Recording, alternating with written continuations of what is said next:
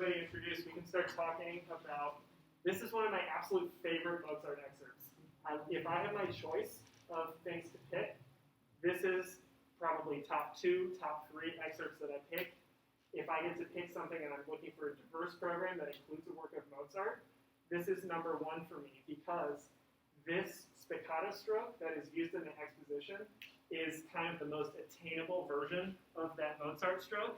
I like to think of it as like the first way that we should generate a first movement 8th note stroke in Mozart, right? We're not looking for something where you stay on the string, right? Bow has to come off, but you're not looking to make vertical contact, right? You're not looking to peck at the string because this stroke is still a little bit on the slow, wide side. You're looking to basically take your legato stroke, to take your connected stroke, and turn it into a spiccato by choosing the right place on the bow to be and picking the right speed. And what that'll lead is instead of a stroke that's like Mozart 40, where you're coming in and it's more vertical, because this stroke is a lot faster, you're going to get something wider and kind of beefier. Right? It's slow enough that this is the goal that we're aiming at. That nice, beefy. There's not a lot of front of note. You can think of, if you think of that first stroke, that Mozart 40 stroke, if you put consonants to it, it would be maybe a P or a B, ba, ba, ba, ba, ba, ba, ba, right? Something more pecky and immediate, but at this slower tempo, you can think of a sound like a B or an M, ba, ba, ba, ba, with other notes in the middle, so you're looking for wider, right? Let's try that. Let's try this side of the room. Take an E flat, so tonic in our symphony, and let's take long quarter notes and eventually start to move them off the string. So match up with me. We're just going to play quarter notes. Right? Feel where your arm wave wants to make that the most comfortable. Let's go a little faster. Straight back and forth. Pick a consistent spot on the bow. You're looking for 2-3 inches of contact at a time. You've got this going a little. Trying to get straight back and forth, right? Let's go just a hair faster. Yeah. The wideness in that is what you want. Just one more step. Relax into it. It's just a legato stroke, but you're just moving faster. Yeah, that's it. That's what you've got. You've got that peckiness, the front where you have the pronounced front of note, and then the wideness that's going to let that be really reverberant. That's what you want to be looking for, right? So it really is just legato stroke, but we're going a little quicker. So the bow is going to come off a little,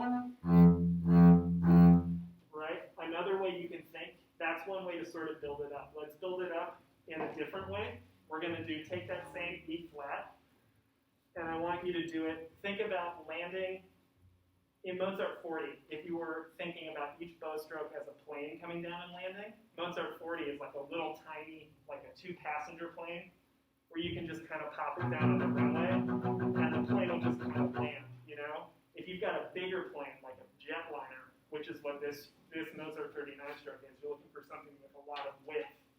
You have to land that plane at a much lower angle, right? You got to come in low to the string, and then find the point of connection, right? So you can also think of this stroke this way, as the plane. Think of a down bow plane coming in, starting that, and then up, continuing out, up bow coming in. This is hard, sticking that down bow, and then you're making this arcing motion becoming smaller, right?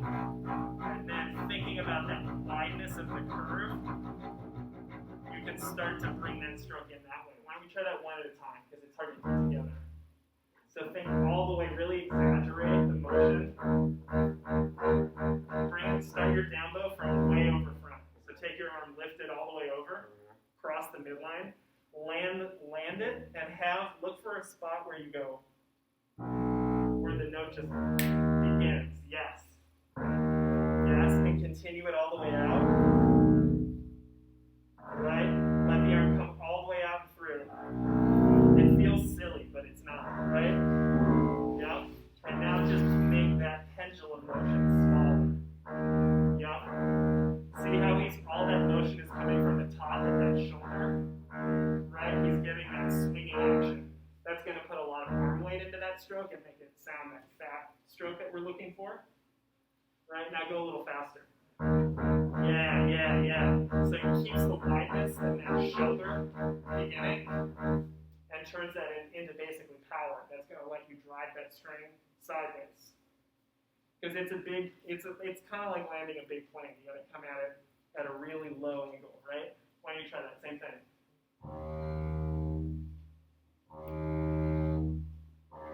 Yeah, try even a little more.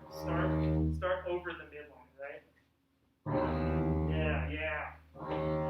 Yeah, feel that? Especially having to stick the weight on your up bow in the index finger. Now get 2/3 that size. Get a little smaller. Yup. So you get, thick shoulder. Yup. Down bow and up bow exactly the same. There it is. Yes. That's that wideness that we're looking for. That's the idea. Because this one isn't about speed until the last two measures, right? Of that. That's really the only minute when we need speed. This is about having a lot of consistency and keeping your tone the same across the bass. But before we get to that, this excerpt also comes with a really nice introduction with all these scales, right? There's a little bit of a landmine right when we start. In that first, normally people will ask for some of those hook patterns in piano. And then some editions go straight to forte here.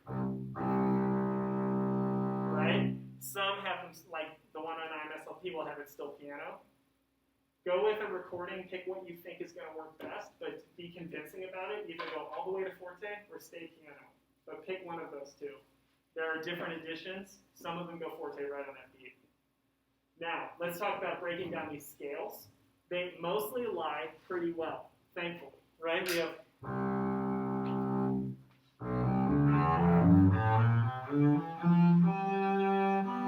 right? This is about kind of goal notes. So I would circle that E flat, the A flat as points to look at, right? Making sure you're nailing that tritone, and staying in first position. And then most important, what I would do to really make sure that you can nail these is get a tuner on E flat and F. Some of those notes are negotiable. E flat and F are not negotiable, right? That needs to be there, and the other one, because hearing that last note in the slur is going to give a lot of clarity to that. And also, there are a few different bowing choices, right? If you take a forte on that downbeat, you can go 3, 4, 1. Right? Maybe if you have a faster tempo, all in one tempo is good. It's certainly smoother, but you sacrifice a lot on the dynamics. Something I like to do, it's not always thought of the best. I split it right down the middle and use the open G to change bows. So you get to down bow, down. Works all right. Let's try that. Try that on the left side of the room. So I'm going to be counting out eighth notes. So does everybody have a fingering that they like for this? Is there something good that works? All right. Let's go in 13. So let's take a bar of the hooks. I'll give you 3 and 4 and. So 3 and 4 and.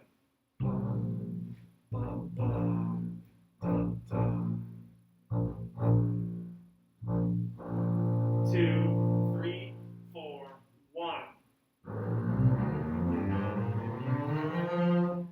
Yep, that's getting to it. So that penultimate note is really important. And this is probably going to speed up as well. So performance tempo is going to be 2, 3, 4, 1. 2, 3, 4, lift. Right? So you have to be ready to sort of uncoil those long licks. You want to try it on the right side? So 3 and 4 and.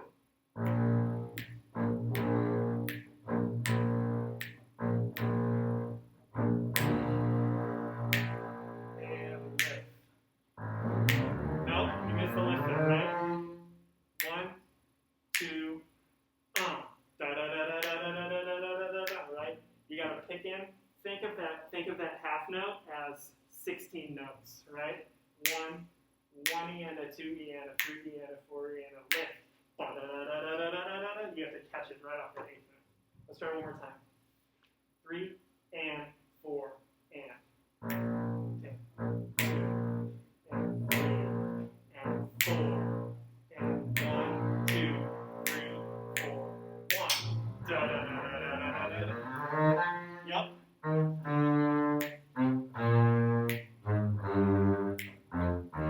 2, 3, 4, 1. Yep.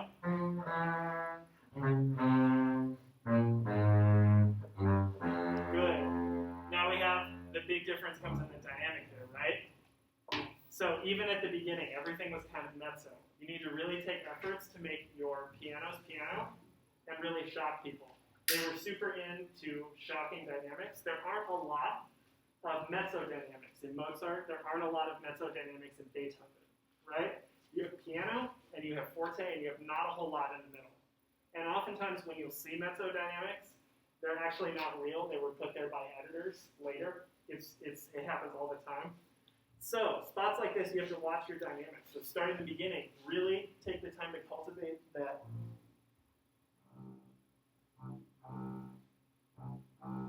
Right? Right? Find a big gulf between piano and forte, because the bass doesn't have a lot of top end. It's not the trumpet. You can't really fill up a whole room. So to make dynamic contrast, push down the bottom, make your pianos softer, and your fortes will feel louder. Try that one more time. So start at that first bar, it's piano, so all the way down, and then immediately turn it on. Go to forte on the downbeat. 3 and 4 and.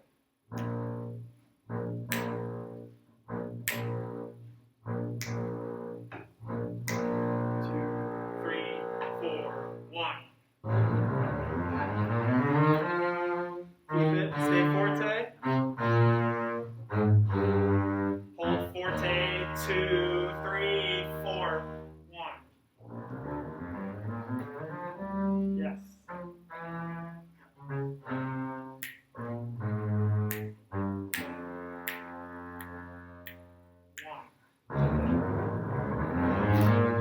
Stay forte all the way down, which means get louder as you go down.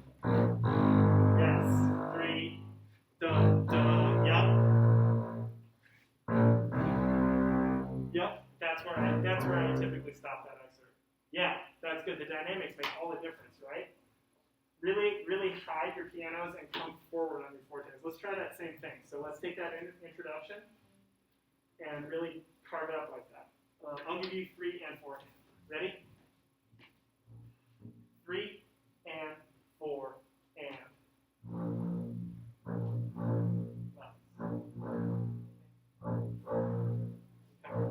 Out, all the way out, forte. 1.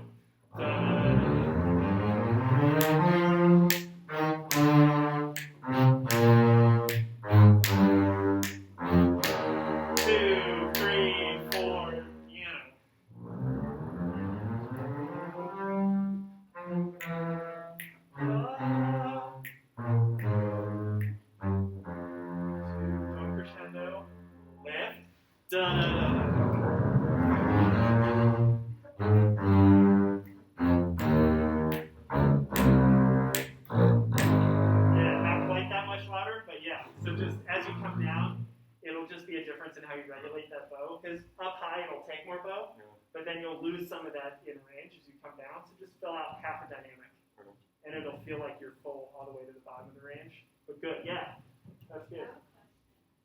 So you can call me a rookie, but I've never played a piece where we tune our string down. And do we have to do that for this piece? No, you don't have to. Okay. No, you don't. What you should do is transpose that up the octave. I wouldn't transpose down, because when you get a bass with an extension, or let's say you learn this transposed, and then what if you play it on a concert with another piece that you need the standard tuning for, and you don't have time to retune it, you know? Stick with what you've got. That's a really good question, though, because the E flat is so attainable, and you always want to get there. Should we just take up, last year, Josh has to just take up the first two? Yes, exactly. So what I would do for that run is go, right? And it's actually a double shift, but I go 1, 4, 1, 1, 4. Yeah, that's what I do. Just the first 2 notes. So E flat, F. Yeah.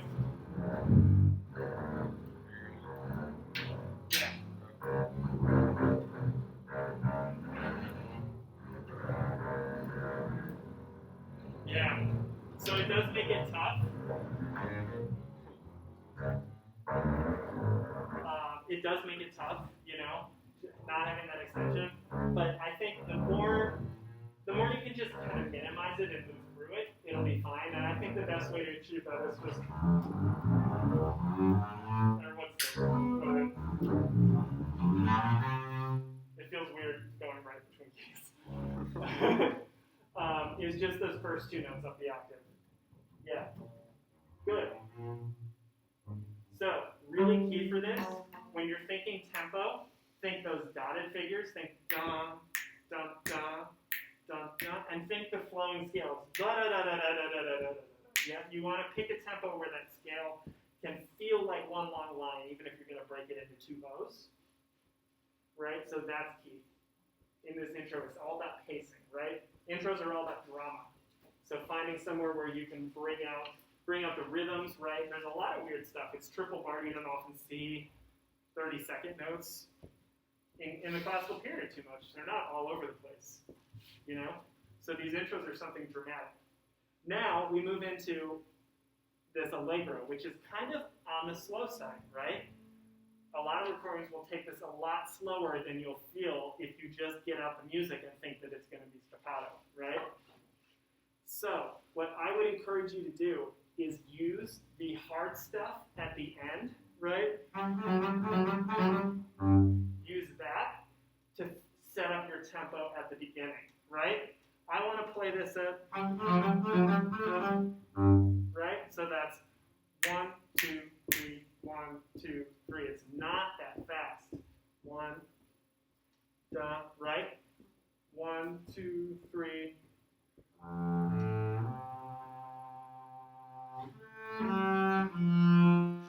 It could be faster than that. You could go faster than that, but you can play it at that speed, right? So you can give up a little bit in the 8th notes to make that melody really sing, because that's the key.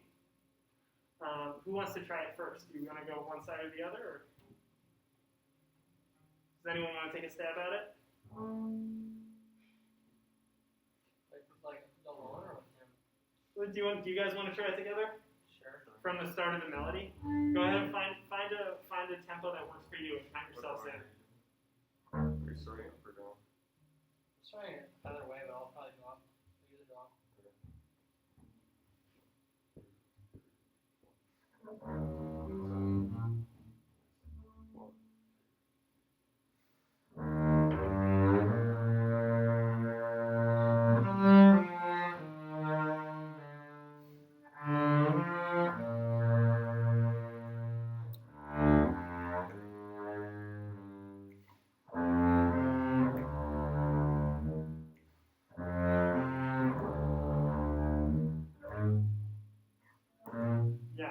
Yes, that's an idea. It's a little on the slow side, right? Because that'll give you.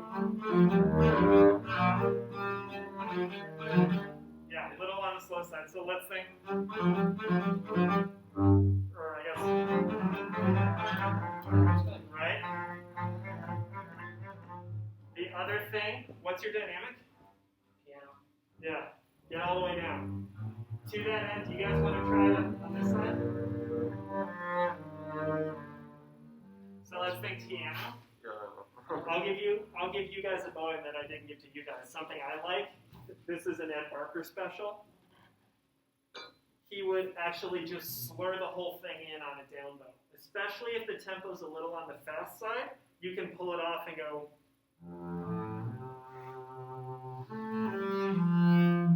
Just slur it all in. You want it to sound connected anyway, just connect it. You know? 2 bows for that phrase. 2, 3, 1. It works pretty well.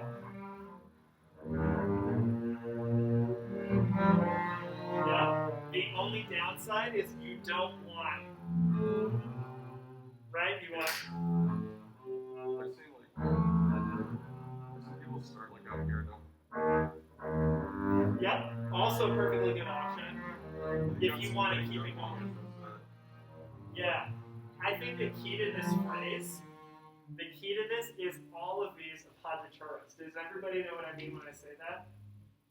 An appoggiatura is a non-chord tone that, so a note that's not part of the chord, that's on a beat that is the strong beat of the measure, right? So in this case, that is that first 40, 41, 42, 43, that E flat there, right?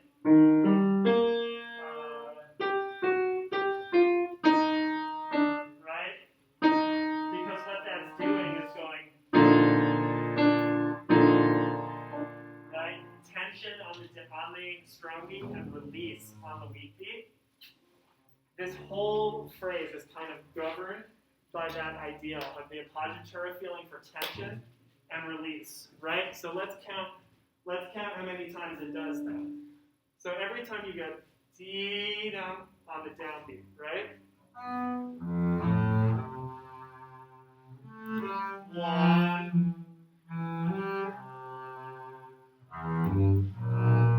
Right? Same idea. That's the key. So phrasing into that, I like to keep it pretty much whatever bone you choose is going to be secondary to whether you can get right down bow on these appoggiaturas. And the final way to make them sound good every time, vibrate the first note of the appoggiatura and not the second note, right? So watch.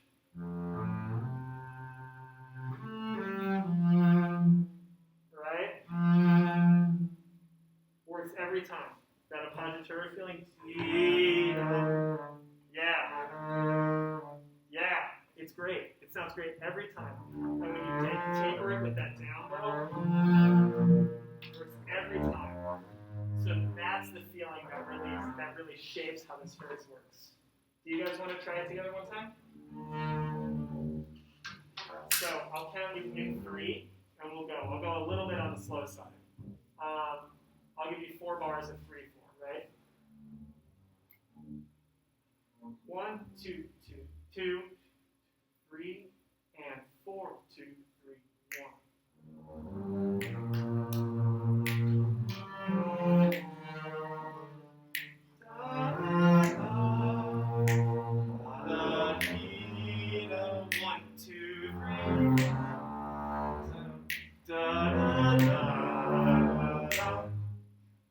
Yep.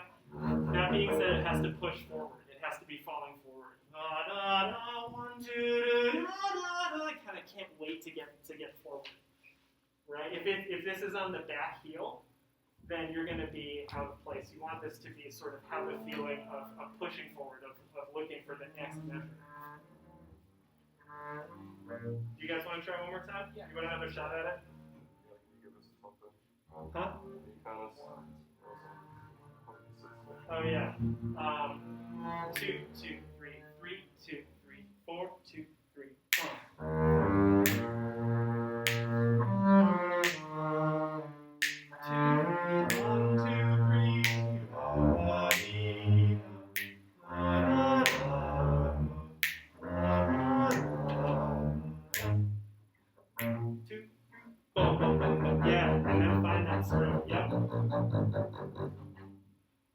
in my opinion, this stroke is best started from the string.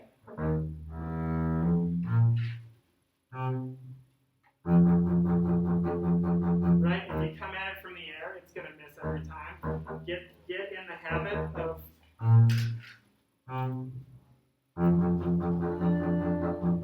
right? It's going to give you more control over how you want to start that note. So pick your place, pick your exact point of contact, and get used to just finding it the first time so you can just lock in. I like to, if I have time, I like to touch the string and just wiggle it left and right by just 1/8 of an inch, so you get that little pop from the warmth of the rosin, you know? It just feels like it's going to hit every time you put it. Maybe that's just me. Yes, but it's got to start top from the string, right? Yeah. That'll help you nail it when you go 2, 3, 2, 3. Right? Because it's got to be immediate. At this point in the excerpt, when the 8th notes start, we're no longer part of the string section in a lot of ways. We're part of the trumpet and drum part of the orchestra. We're part of the rhythm section, right? We're covering, a lot of this is covered in melody, right? Because it is outlining melody.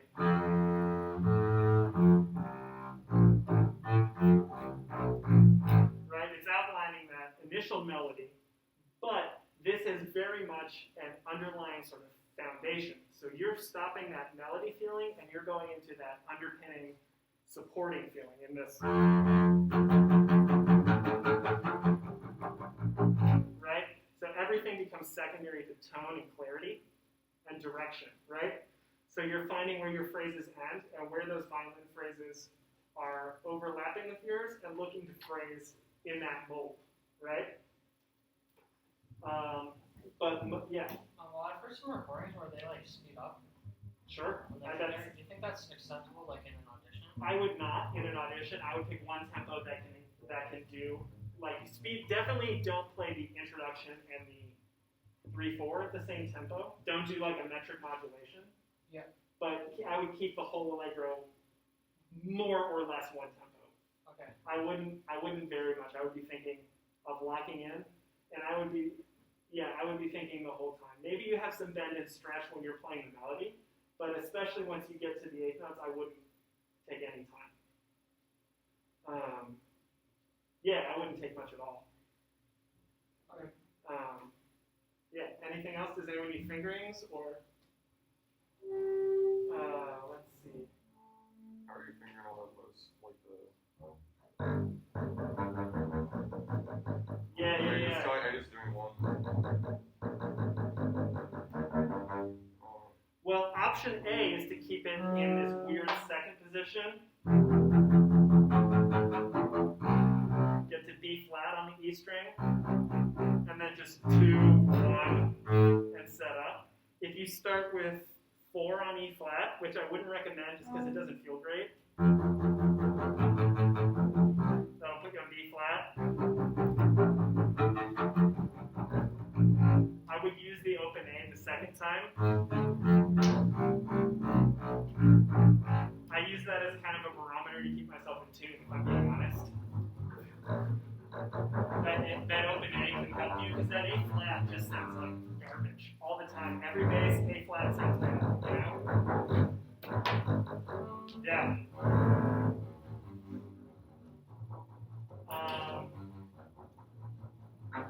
And then, yes, that's exactly the right idea. And then we get this stuff. Let's talk about these sequences and what is that, 62, where you get the rising stuff.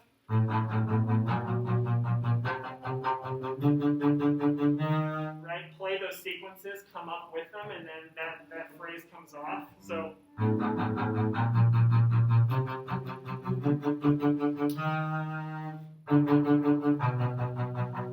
phrase that off, and then you're starting something new from there, right?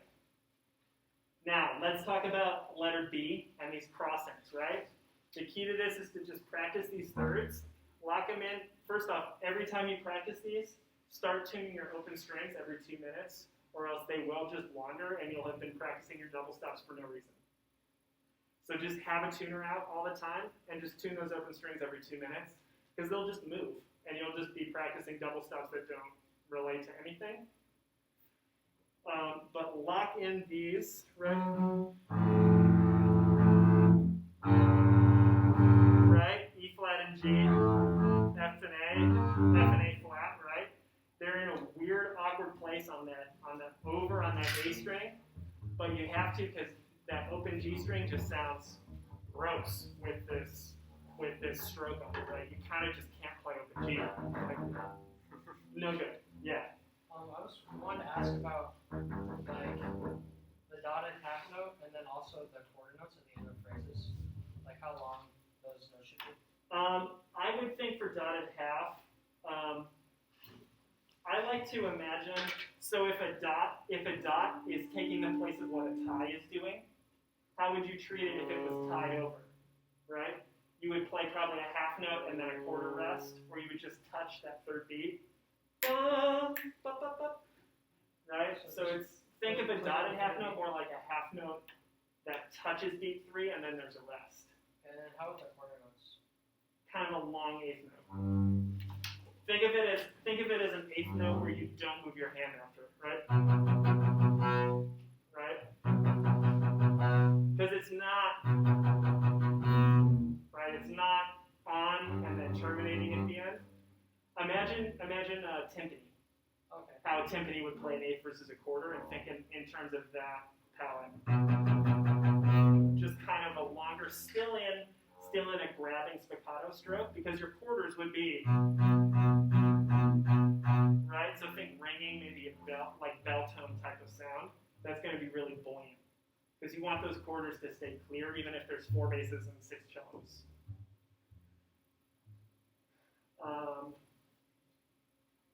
One last thing, which is these turns. Let's take a look at how these operate. And I have a couple ideas that I think make them a little bit easier. Let's talk fingering for each of these. Dun, dun, dun, dun, dun, dun, right? So the first one, what I do is, let me think.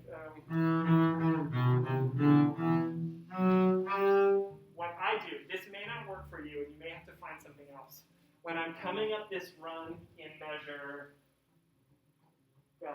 88, right, that starts on the D, what I do is for that E natural, I'm shifting to thumb, right? E natural with thumb. It's a tough shift, and that shift takes work. But once you hit that, you're done, right? Because what that allows you to do, yeah, exactly, yeah, you do that too. Yeah, you get that? Thumb, 1, then you can go 1, 3, thumb, 1, 3, thumb, 1, right?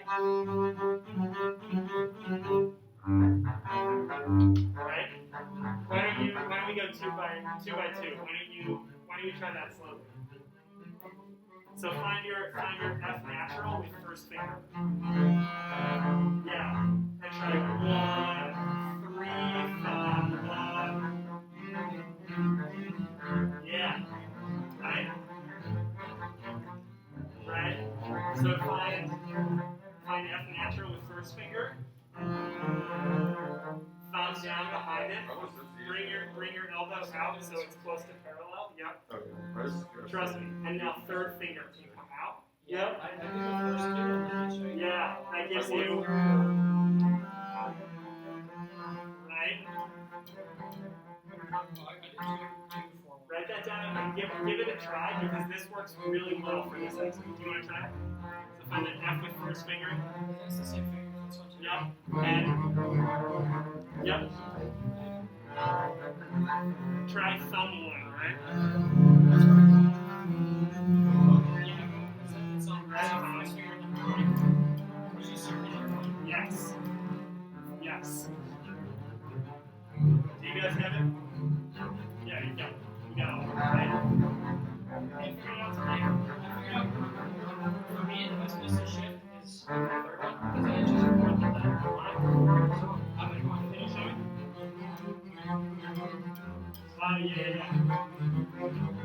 Yeah, you're using that pivot. Yep. Yep, I like that too. That's really smart. It's economical and makes use of that. If you've got, I don't like doing this pivot all the time. I just hate it. That's just me though. Yeah.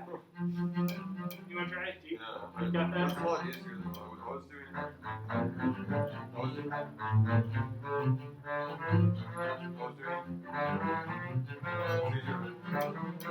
Yeah. I was doing like One and then going one there. Yeah. It's easier to shift the phone around. Yeah. It's you gotta really jam that E in, but once you get it in, that's it. Right? So check this out. So when we start from this one, what I actually do is I play the octave with thumb too. So I'll do it in your key. 1, kick thumb back a half step, and just go over. Right? To play that octave. Right? You don't even leave. You never leave position. Arm stays up. Then what do? You're going to come back to E natural. Do the exact same thing, but with 1 and 2. 1, 2, thumb, 1. Right? Yes? Yeah. What are the notes? It's E, F, G, right? Try thumb 1, 3. Yeah. And then this I do 1, 2. Yeah. Thumb 1, 2. If you go 3, 2, you will eventually need that spacing. Right?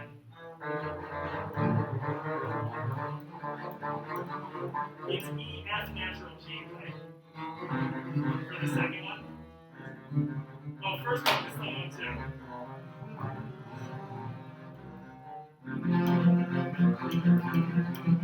Yes.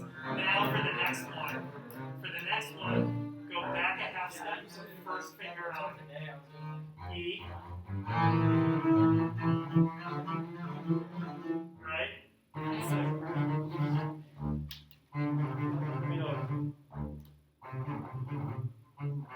oh yeah, I'm wrong. I'm just not looking at music. Yeah, use 1 there. 1, 3.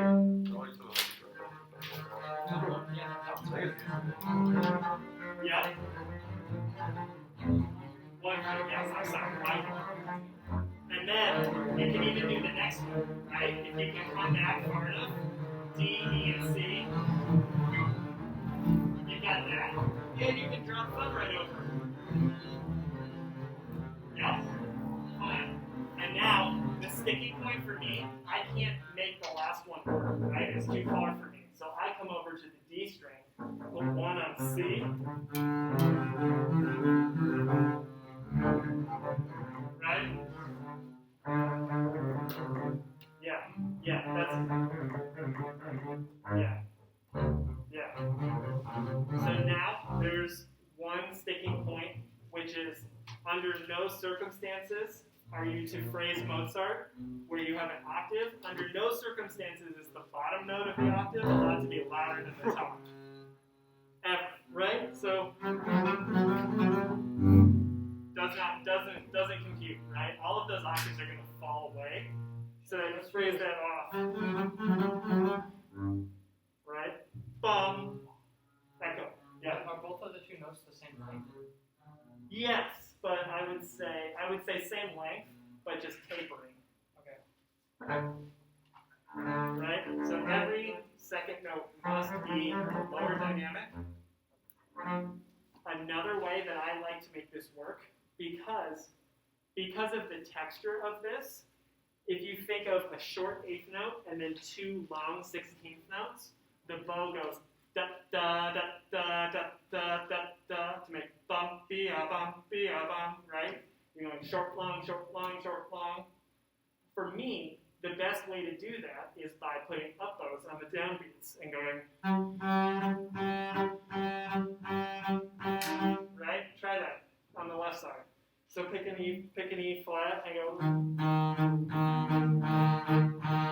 right? first. Carry the bow more. Bop, bee, bop, bee, bop, bee, bop, bee, bop. Right? Try that with the finger.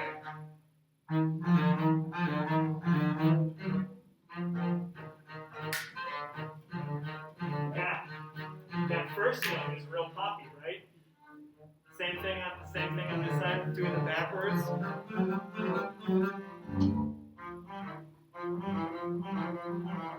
Try it a little closer to the frog. Yeah. Not quite 80 balance point. Yeah. Yeah. It works, right? So what I do is I go from the repeated Fs. So from the last time there's that chord, that G B flat, I go long down bow. Just do the whole thing backwards. 4, 2, 3.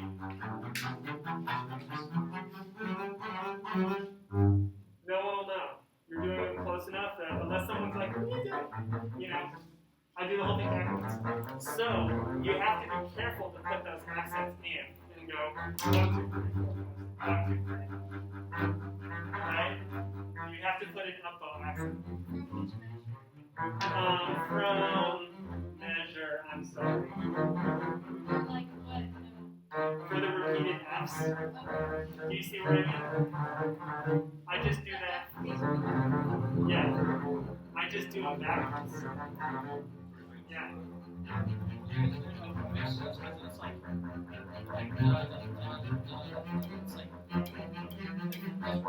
It'll feel weird for a minute, but if you take some time with a metronome, you'll find, like, for me anyway, I found that I was able to get pop on that eighth note and length on the 2/16ths and really make that shine.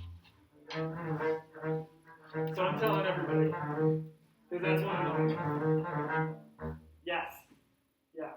And the same, even a little less, because you've got boomy notes down there. Right? Bum.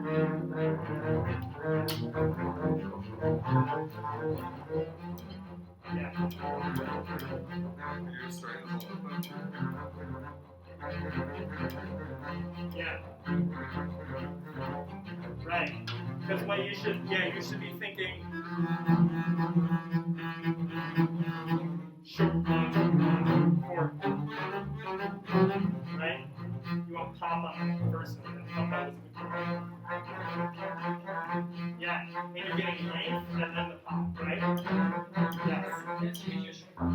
Yep. Yep. Yeah. It works for me. So you just started the. I take a long bow on the G and then just a tiny retake.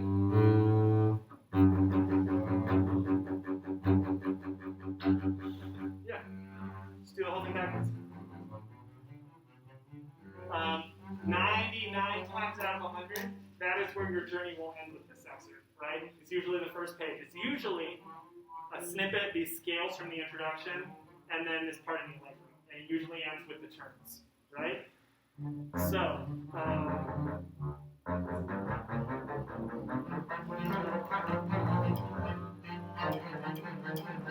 yeah, okay, we're almost there. This goes till 9, right? So. What's your preferred method for practice? Do you use like solo practice? Do you have any like new antidote or something like that? For which? For the end. You just do it slow? What I would do you have that tonal energy tuner? No. Some tuners will have a feature where if you're playing, it'll play the note back to you. Oh yeah, I can. You know what I mean? Yeah. That's really good with headphones. I like to do where I'll play a thing and then stop, right? So pause it there, wait for it to pick up the tone, and then compare. That'll be a big one. But in terms of doing it, speed is kind of an issue, but it becomes less of an issue when you go for this fingering because there's no shifting. So really it becomes a lot of right-handed, right? It becomes a lot of executing this, right? So maybe incorporating that pattern into your scales, right? Like,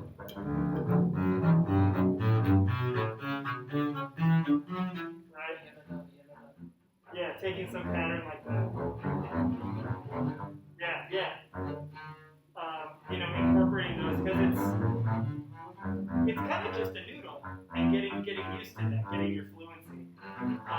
what key is this in? It's gonna be G minor, it's C minor, so maybe C minor, 3-note progressive scales.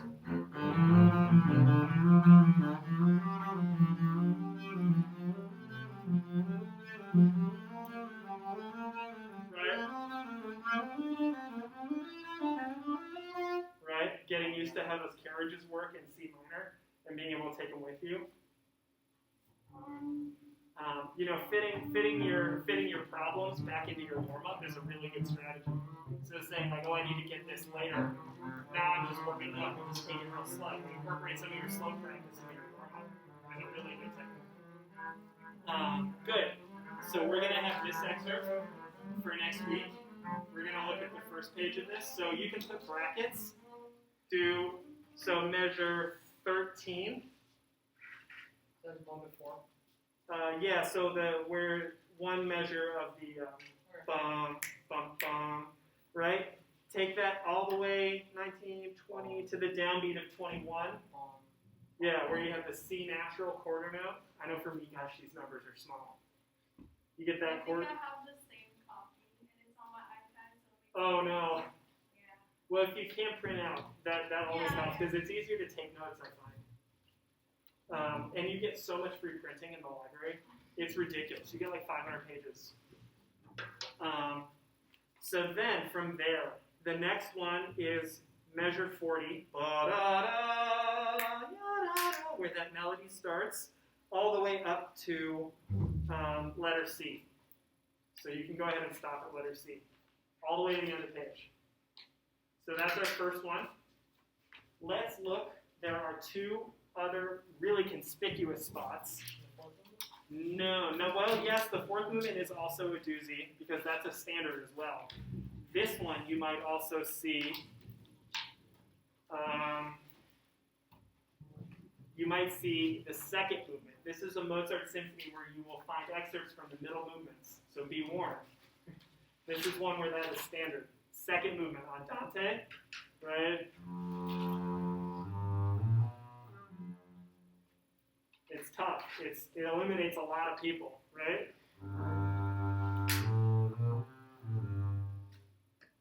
Trying to get that with no shifting noise. Yep. And getting it smooth. What bowing? The Zero book has an open G. Don't do an open G. You can, you can if you can pull it off and make it smooth. But if it sounds like, if it pops, then don't. Right? Sorry, what bowing again? You can't flip it and have.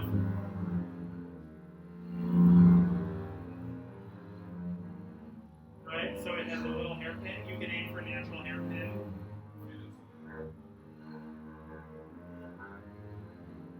Right. But you can even do it backwards.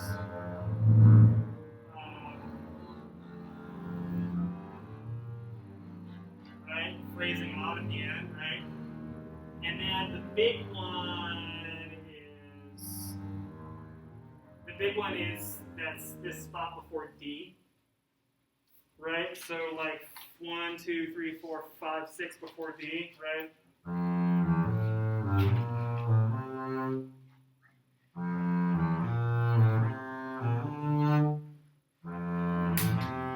Sorry. Right? D flat.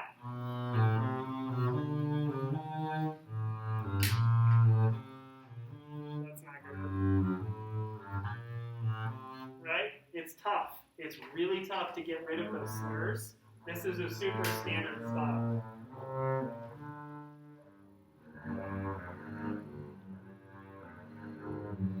So this is going to be the challenge. This is going to be the sort of stretch excerpt. This is the toughest one in terms of musicianship and getting the little things to stand out. This is the one that I would pull if I was setting a list because people aren't going to pay attention. People aren't going to look at it. So just a little spot like this could end up eating a lot of people in an audition. Mozart 41 has a spot like this in the middle movement too. There's a very delicate melody in the middle movement that is easy to miss. notes. Are you doing one bow per measure? No, I would not. I would break them in some artful way. So I would usually break every 4 notes or so. Yeah, so break every two beats or so. Yeah.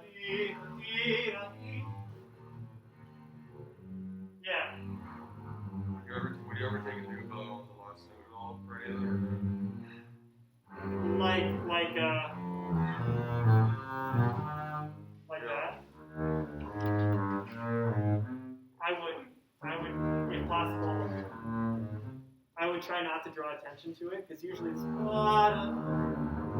and that phrase is usually on the outs. If you were, so let's.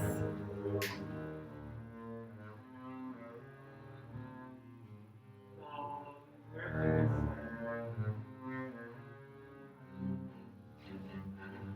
So let's say.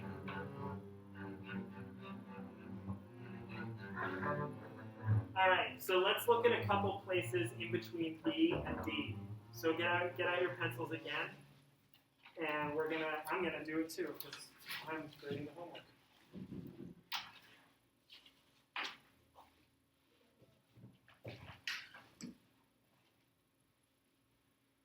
So we are going to do after letter B, where it comes in the next line. It says bossy,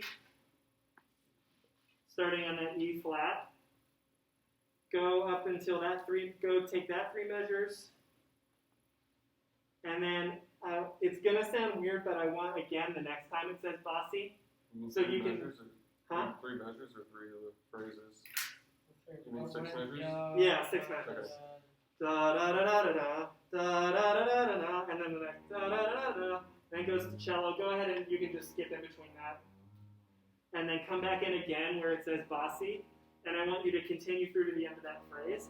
Because if you notice, the notes in 85, 86, 87, the second, where it has A flat, D flat, A, that's the opening of the piece, right? So that is the return motive. So it has to have a nice sort of special sound. So take a time, go with the recording, find out exactly what that moment sounds like. Because it is a really special moment and it takes a little bit of phrasing to pull off.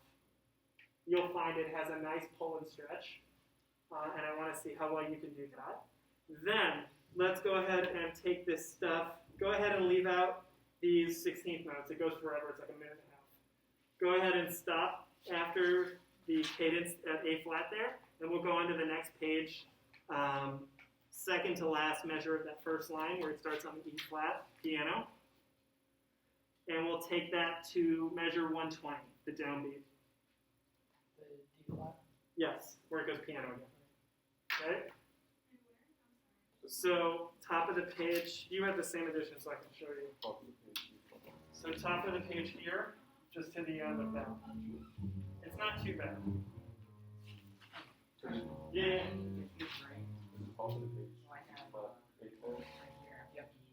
Yep, so this little stretch, that, yep, and then we're going over. And that, yep, exactly. And that's it for this movement, right? So make sure you get those nice and sort of tight in those little dotted things. It can be really tough to hide the sound of the slur in that. Right? It's really easy to fall into that trap. So see how well you can do in that. Let's go look at the last movement. Finale. Unfortunately, this is just a speed game. Minuet, nothing to worry about. Skip right over the minuet, no big deal. Right? The spot to worry about in this is going to be the very start of the development. So look for that repeat sign. Right? Start your bracket on the repeat sign. End your bracket at letter C on the next page.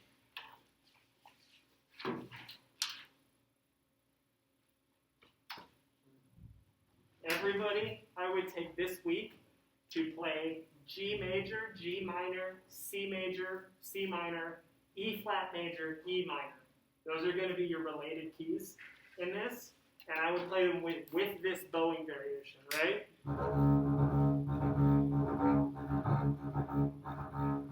Right?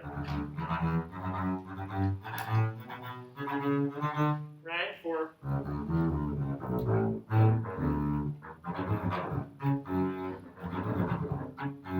right? Because this eventually has to get really crispy. Right? This is last movements of Mozart are where the hammer comes out. Everyone starts the motor, and your eighth note stroke in the first movement, right? So your eighth note stroke in the first movement is typically the quarter note stroke in the last movement, right? So now your quarter notes are right. This one is a little bit of a deviation because it's in 2, and they've kept that quarter note as the fast beat, but we've gained these 16ths, right? So you're still getting this. Eighth note is here, and now we've added. Right? I don't have enough rosin to pull this off. Give me 1 second. Would you do like bowing variations to practice this? Yes. Yes, I would do slurred, and I would do mix them up in 3s and 4s and 5s all over the place. Yep. Adding slurs is a really effective, really efficient way to practice this, right? So slurring the whole thing in 1. 1, 2, 3. So let's just take those first 7 notes and see what we can do with it, right? In terms of games we can play with licks that follow that, in terms of rhythm, right? So we have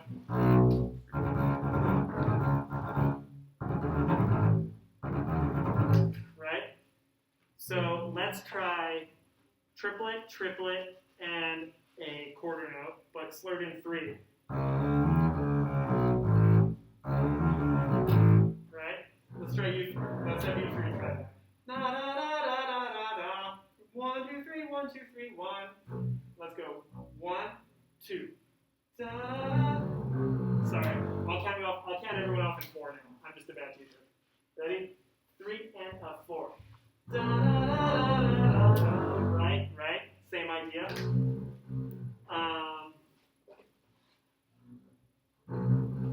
Let's put rhythm in the triplets, right?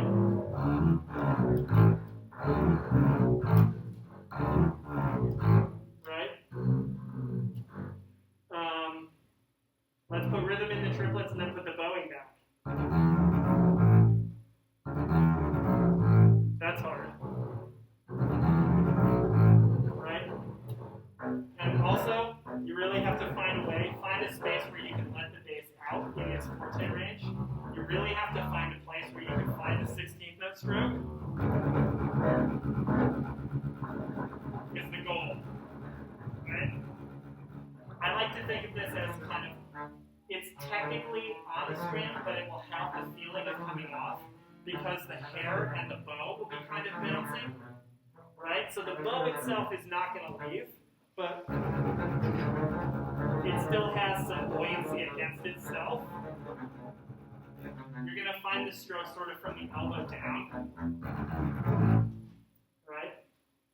Is your hair fully flat or is it angled? I've got a little tilt, but it's more flat than it is tilted, if that makes sense. Like I'm a little tilted because, yeah, 90% flat.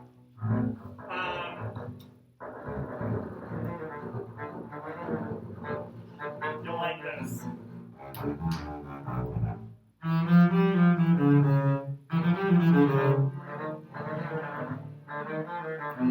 Yeah, sneak 2 out there.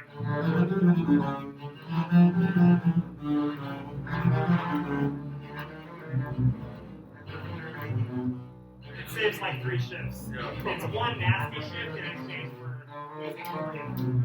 Yeah. Yep, it's also an option. So the key to this is to start slow.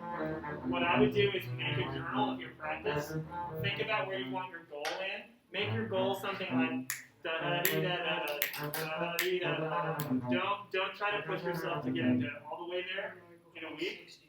Yeah, something real manageable, and then work your way backwards and break that into, let's say, I don't always get to the base every day. Let's say I'm going to get 4 or 5 sessions, right, between now and the next class. Break that goal down into 4 chunks so that you can make it a little each day, right? If you sit down for a whole pancake breakfast, you need to save all morning. So, yeah, just leave yourself plenty of time to work this up because it's gnarly. And I would recommend trying to set your fingering and then add the speed. So take an hour, really sit with it, make sure it's a fingering you like. Does anybody have any questions about weird spots in this? Because there are a bunch of them. Right? In general, do you want to go across the string? Something like this? Yeah, like when it gets into the lick itself, like starting on the D sharp, I'm going.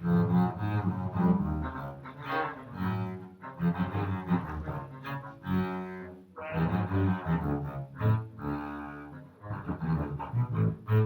And then. Right.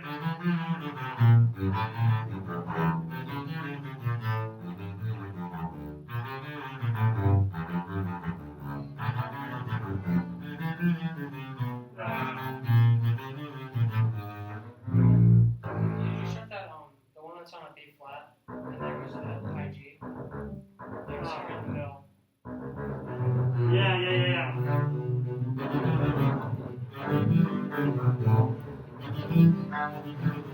Oh, that's what I do. I go 1, 4, and then. How do you find that beat? I have inlay. What's that? I have a dot on my bass that tells me where it is.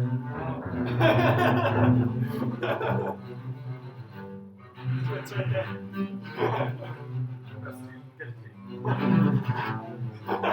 Sorry, I don't know. Watching it the other day, it's like 4-1 C sharp B, and I was like, how can you play that? It does. Yeah, it makes sense. I was in orchestra just like, Yeah, I have inlay. And it's great. If that bass doesn't have it, does that bass have it? The inlay doesn't have dots? He does a really good job with it. That's that right there. Yes. Yeah. What is it? I wouldn't have gotten dots if I did the school bass I got didn't have them. Oh, I love them. I don't want I to. love them so When much. I ever get an actual bass, it's gonna have dots. Yeah. I can't recommend them enough. They will be inconspicuous, but they will be there. Yes. Right? So eventually, down the road a long way, speed is the name of the game for this excerpt. This is one where it's just like, oh, this is on the thing, I need to start 3 months out. And this just needs to get worked up every day. So for next week, I don't expect this to be near performance tempo. Try to get it in A tempo and get it metronomic, right? Because what you have mostly are really approachable 4 and 3 note progressive scales, right? So let's take the part the part Cole is playing now.